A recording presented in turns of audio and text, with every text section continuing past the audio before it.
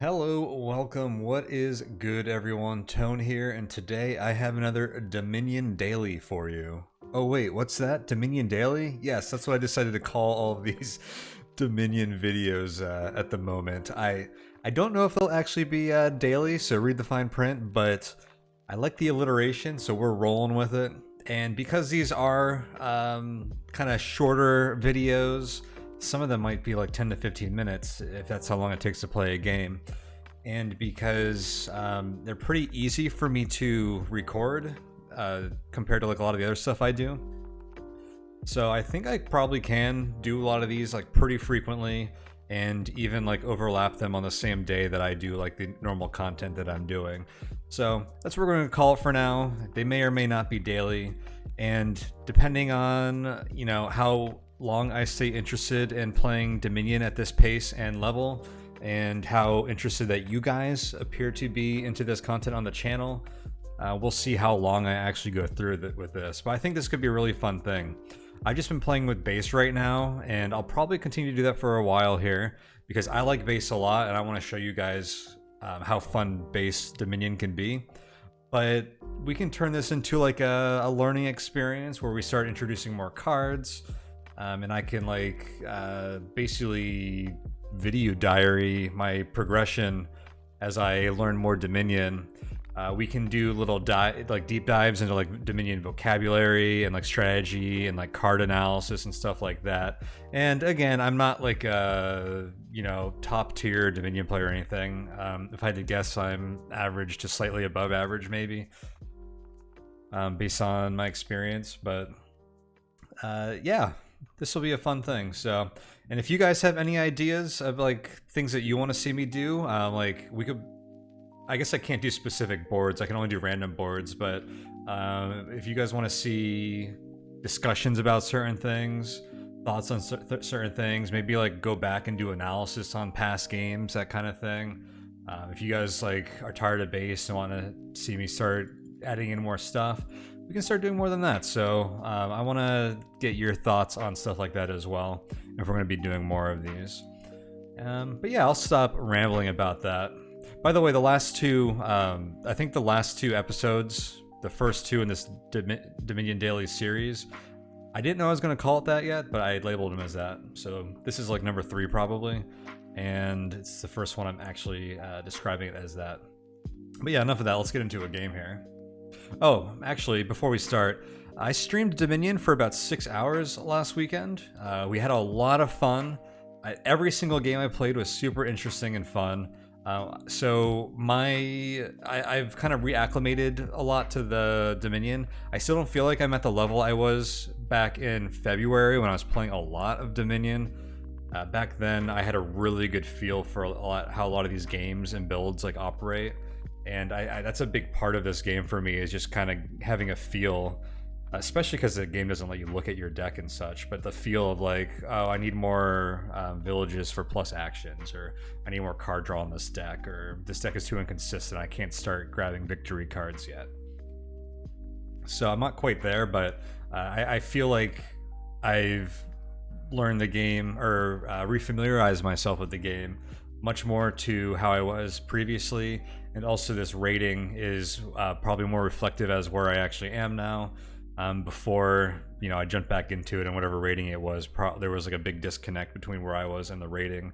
This has actually gone up about 5 points, and I think we've been seeing more challenging opponents, which has been a lot of fun, to play closer matches, more difficult matches, and that sort of thing.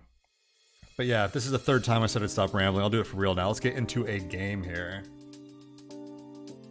By the way, if you guys want to support me and the channel, this series, and anything else I do, you can do that over at patreon.com/Tonehack. So feel free to check that out. I'd appreciate it.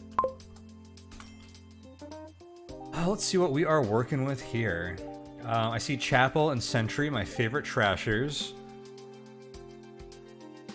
We have a Bandit here, Moneylender. We have all 3 of the decent trashers.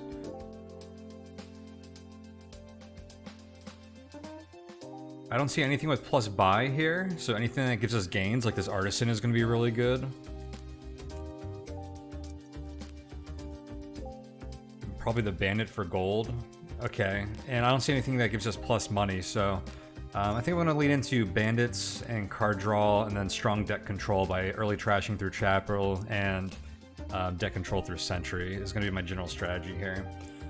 We're starting with 4 here. Let's just go ahead and grab a silver, I think. I go with the, no, I don't need a money lender. We'll go with silver here. It'll be good to have actual money in our deck because we're going to be so strong at trashing once we pick up Chapel that we're going to need like non-copper money in our deck here.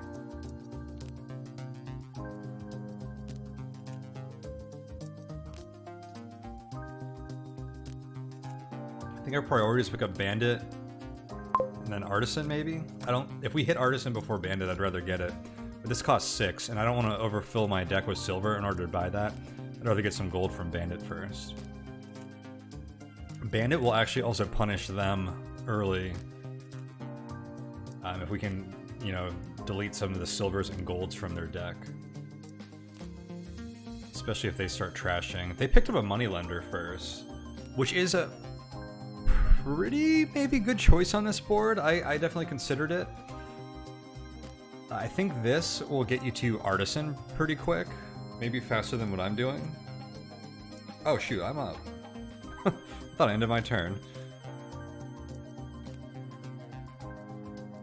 Alright, this is a great trashing turn, what I love to see when I'm opening with Chapel.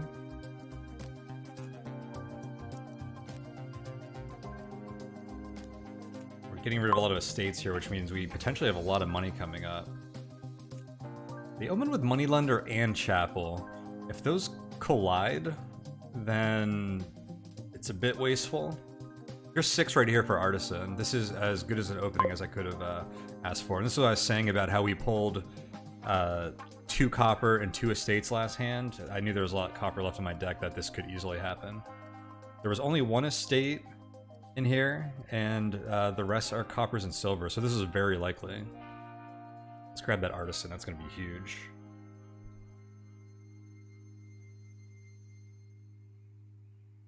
And nothing here actually has plus actions on it.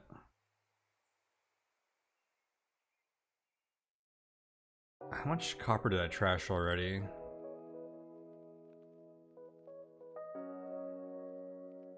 Two, right? So I'll have 2 coppers and a silver left in my deck if I delete these. But I have the Artisan too, so we're just gonna get rid of everything. You gotta be careful about over-trashing. I've over-trashed before, and then I wasn't able to buy stuff, and it was a really, really difficult game to come back from.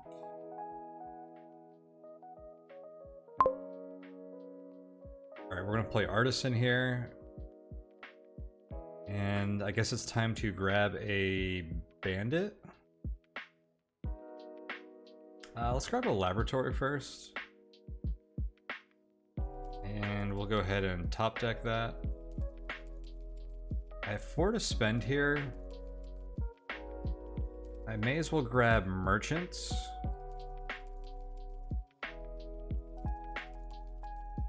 They refund your card and action. And then they end up giving us more money, so they're pretty harmless to have in our deck. They do potentially make it more challenging for our Sentry to hit things to delete, which will just be the Chapel at some point, probably. Because we'll be hitting Merchants most of the time with those draws. Alright, I think it is time to pick up a Bandit. We can start getting some golds here. I'll just go ahead and grab another Merchant.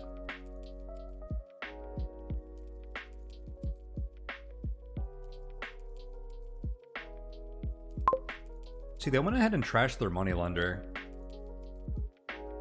I don't think they should have grabbed that at all. And what have they gained? Silver, silver, Chapel, moneylender. Yeah, that moneylender was a mistake on their part. I don't think they got any value from that. They could have bought those silvers without that.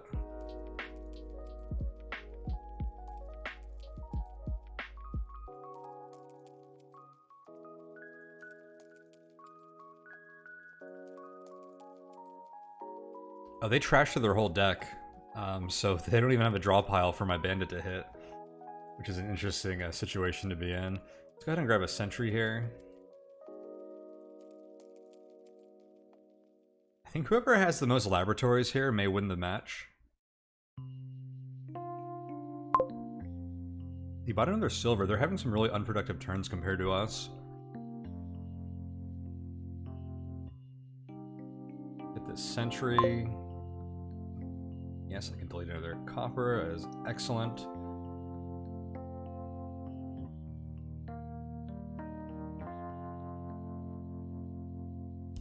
So every turn we're basically going to get to pick between playing Artisan and Bandit. Let's get at least one more gold in our deck here. Pick up a laboratory.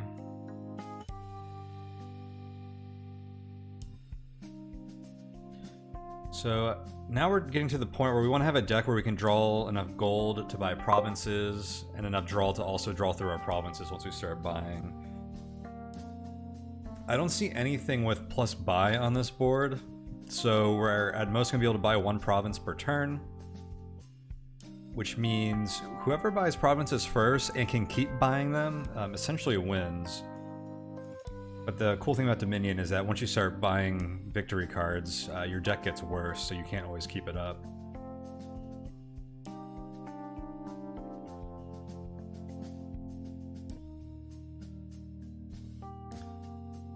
I might chapel the copper and the silver here.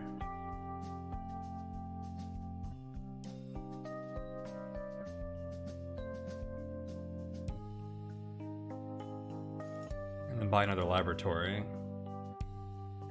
Should make our deck much more consistent. And I think the only thing I don't want in my deck anymore is the chapel itself, so maybe we can hit that with our sentry. They don't want the laboratory? Sure. Grabbing a bandit instead here.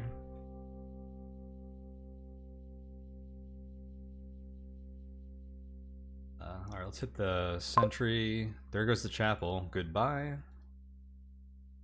We'll keep the bandit because I want to gain more gold. I also want to punish them if I can. They have a draw pile now.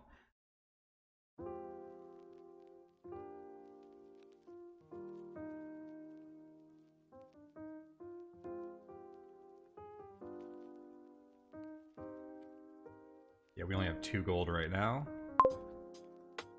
We just deleted one of their silvers. Get more laboratories here. And once we feel comfortable in gold, we'll want to get rid of this bandit, I think.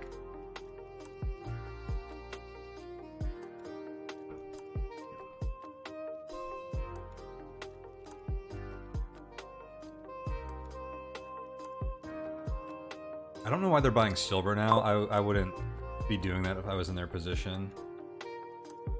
I don't think there's anything else I want my sentry to trash. I'll discard the gold. I don't think it matters. We're probably going to draw through with 3 labs at our hand anyway.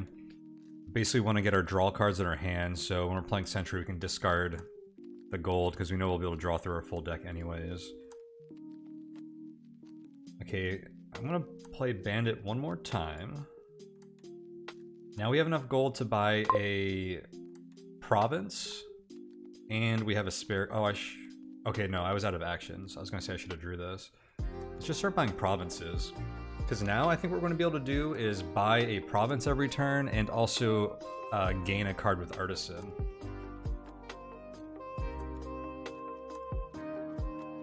We pick up a laboratory every time we buy a province, then we're gonna be in good shape. Basically offsets that dead weight in our deck.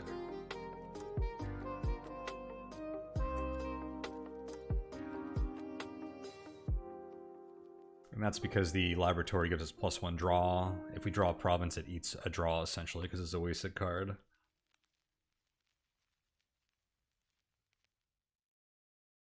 And we're already ahead on laboratories in our deck. I think we're in a fantastic position.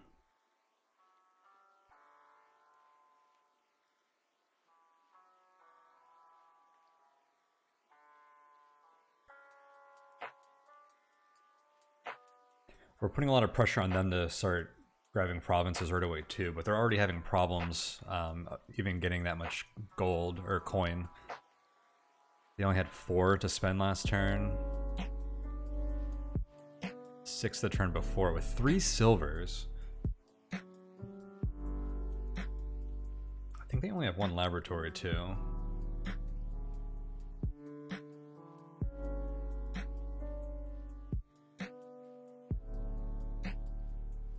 So I have 4 gold in my deck right now.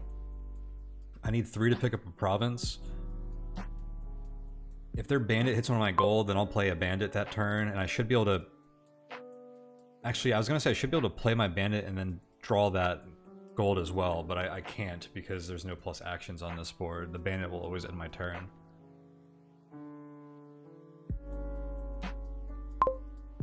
And the sentries will help to discard the provinces too, which might be a good reason to grab another sentry over a laboratory as we're adding these provinces, especially because I have the card draw I need.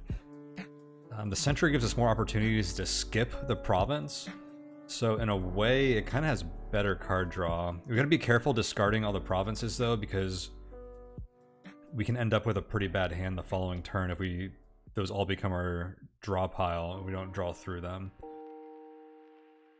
And I'll demonstrate that if we get into that situation.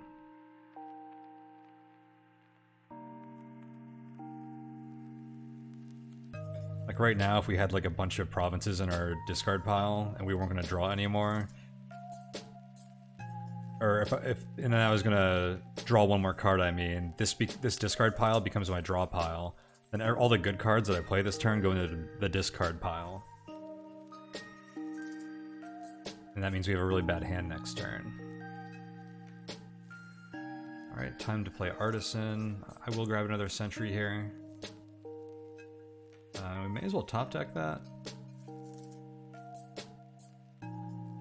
So we draw it next turn. We will play a province. Or pick up a province.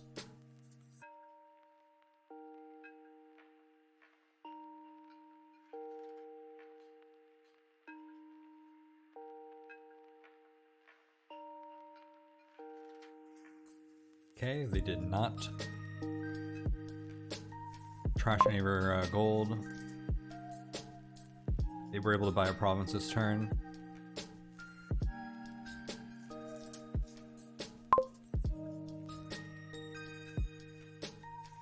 Discard that gold, draw the lab, and see the next 2 cards. Discard that gold. I was gonna say I could play the Artisan to put a card on top of my deck, but no, that ends my turn because I only have 1 action. You can do that in decks where you have more than 1 action, for sure.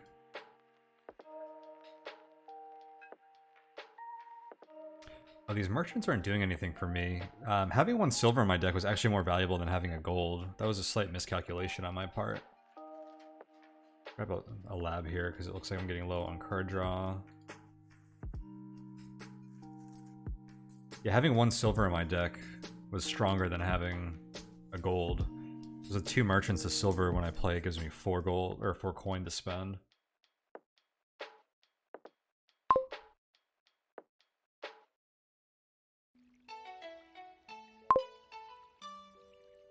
And discard both of those.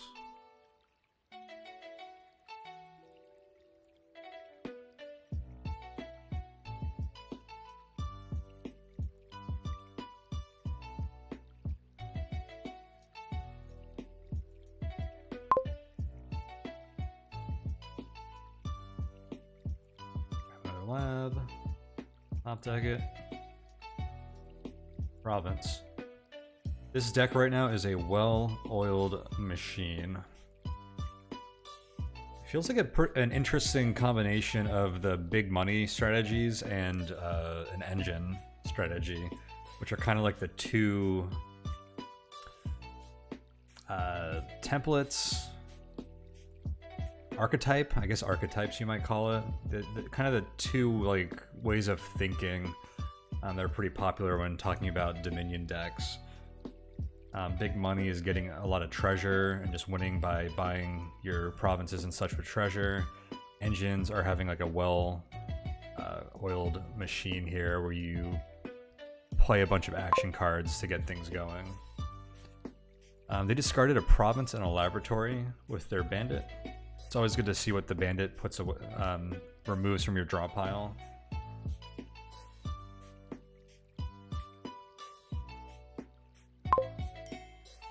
Okay, they went ahead and resigned. They realized that there was no way to come back from that, so GG.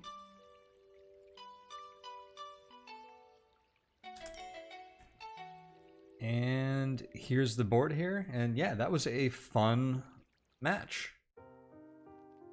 I don't have much else to say about it. We executed on our strategy pretty perfectly, I feel like, when we decided.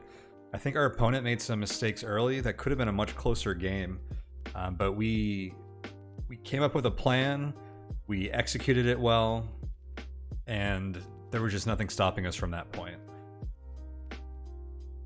If we want to look at the mistakes my opponent made, they picked up that moneylender early, and then they picked up the chapel and just trashed with the chapel anyways. They got no value from that moneylender, and on a board with no plus buys, first of all, wasting turns early is really bad. That's like pretty critical for getting your deck up and going.